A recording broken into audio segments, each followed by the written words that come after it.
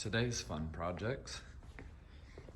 New C4 bumper, worn winch going on this Tacoma, some Baja design lights. We got, here, we'll start over here. We have a Terraflex Pro LCG long arm kit going on in Jeep. We have and re-gear of axles. We got a full build coming on this one. Front bumper, winch, high line, coilovers, long arm, wider axles, lockers. We got a roll cage that we pulled out and at the factory got pulled out, and then we installed a welded and fit together a Genrite full cage on that. I'm not sure what this two door's in for. Haven't found that one out yet. Just barely got dropped off. Got a Air Ride green TJ clean, super clean in for just a couple little service items. We got our JT, diesel JT, sitting on 43s. You guys have seen it a time or two. Trailing arm suspension.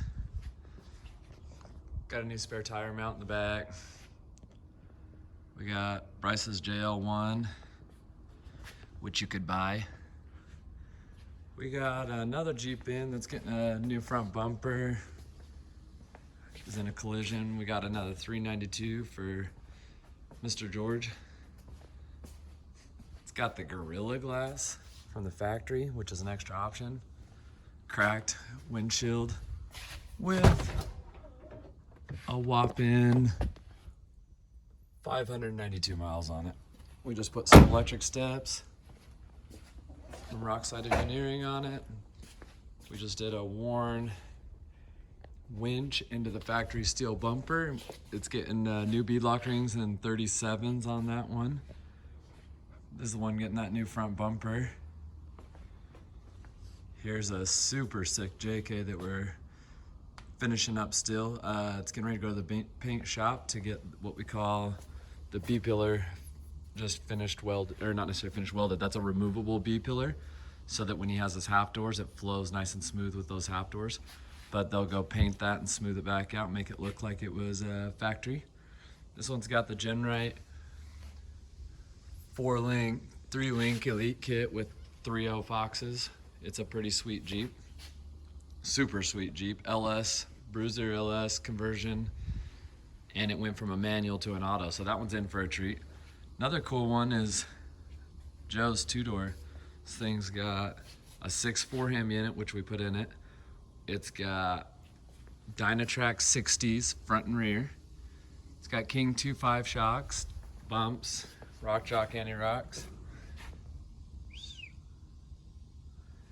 It's got our own custom 3-link, 4-link rear, flat belly bottom skid on this bad boy. Tommy Tech has custom. We had to do custom fenders. No one makes a JL stretch kit, so we did. We did custom exhaust on this bad boy all the way out. And he just got back. He's been just wheeling the crap out of this thing, and it's back in for a nut and bolt. He threw the spare tire in the back, so it kind of squatted a little, so it's got to change things up just a tiny bit. Here is Jeff's JLU Rubicon that just got upgraded to a Dynatrac 80/60 front. It's got an Evo long arm, Falcon shocks, American Adventure Lab fenders.